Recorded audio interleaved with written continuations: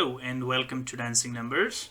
Today we are going to try to export the data from QuickBooks Online into Microsoft Excel using the Dancing Numbers.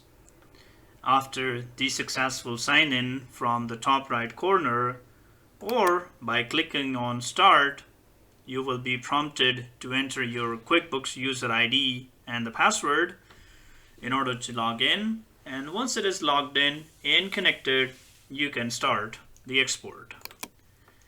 There are types or export types that are available for all kind of lists and all kind of supported transactions by QuickBooks. Anything that you would like to export, you can click that and go for the next step. In this example today, from the list, we are going to try to export the chart of accounts or your account list. The next screen is similar for all type of transactions and all type of list.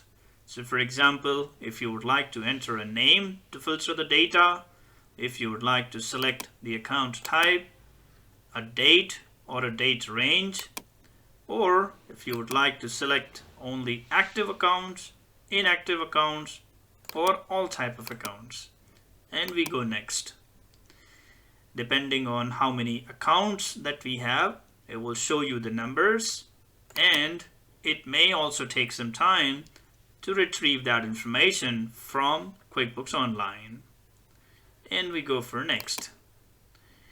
Again, on the next screen, the time could be taken because of the information and also based on the internet speed.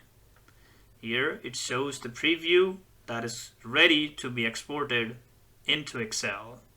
And the final step for us is to click on Export. The same thing is applicable for all type of transactions and the list.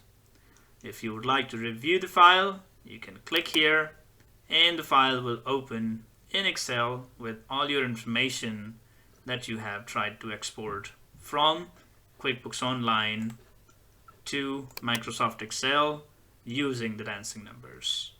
Thank you.